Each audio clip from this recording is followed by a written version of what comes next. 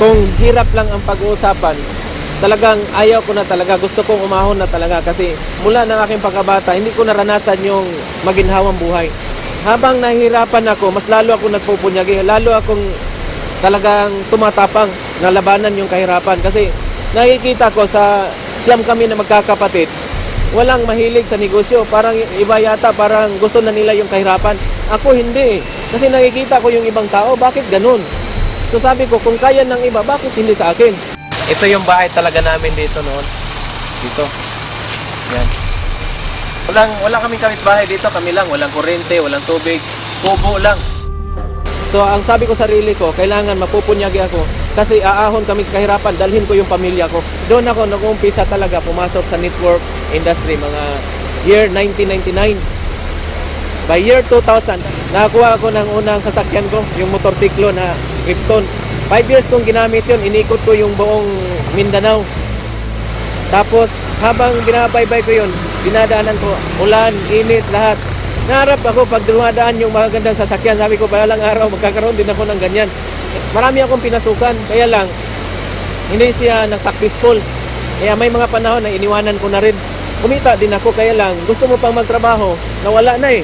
Kasi magsara yung kumpanya. Kung iniisip ko lang sarili ko, okay na sa akin, kaya ko naman eh, kasi sanay naman ako sa hirap. Pero ayaw kong ipamana, especially sa pamilya ko, at lalo na nung nagkapamilya ko, ayaw kong ipadaan doon ang hirap na pinagdaanan ko sa mga anak ko. So, gusto kong umahon. Kasi ako yung tao na pag gusto ko yung isang bagay, ginagawa ko yan, kahit ano man ang hirap.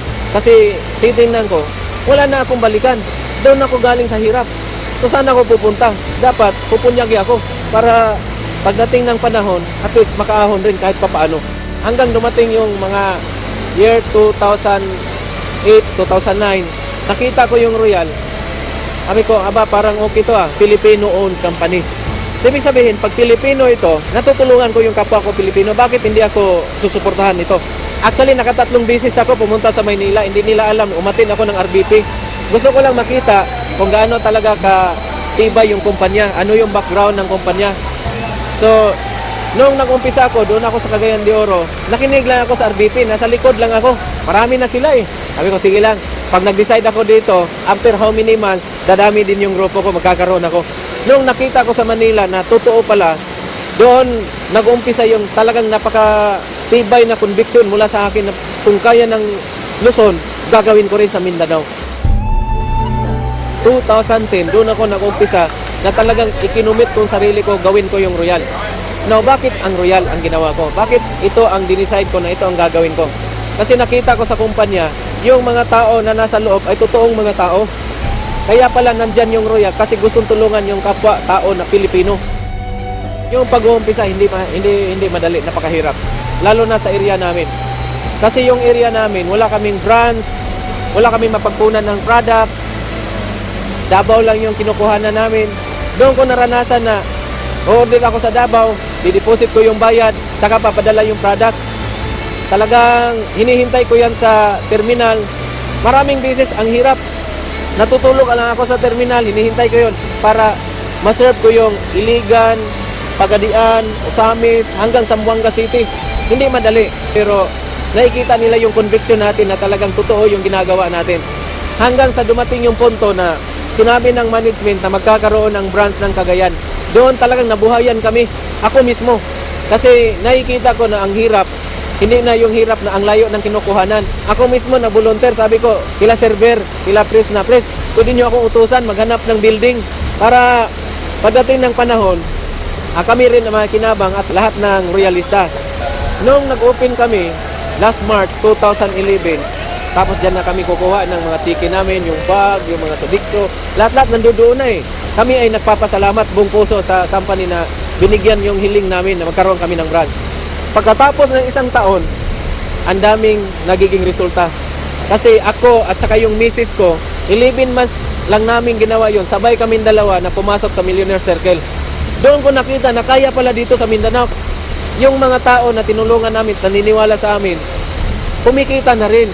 So doon ko na-realize na para nagkaroon ako ng napakalaking pamilya. So sa akin ngayon, hindi ko na iniisip magkano yung kinikita ko. Basta unti-unti ko nakikita sila na kumikita na rin, nagbago yung buhay nila. Sa akin talagang talagang napaka-successful ko na doon. Sa totoo lang, maraming mga Mindanaoan na nawala na sila sa kanilang mga gusto sa buhay, yung mga dreams, yung mga pangarap nila. Pero nung nakita yung Royal, unti-unting nabuhay yung kanilang mga pangarap. So gusto rin namin, pangarap rin namin na yung biyaya na natatamo ng Luzon, ganun din sa Visayas, unti-unti na nandito sa Mindanao din. Nagbibigay sila ng equal opportunity sa buong Pilipinas o buong mundo. Na kahit nasa Mindanao kami, talagang yung Royal, iniisip pa rin kami. Kaya nagpapasalamat talaga kami na nakita ng Royal yon. Hindi nangangahulugan na kami ay makipagkompetensya sa Luzon, kundi yung Luzon ay nagiging benchmark namin. Paano kami magsikap? Na kung nangyari ng Luzon, bakit hindi sa Mindanao at Visayas?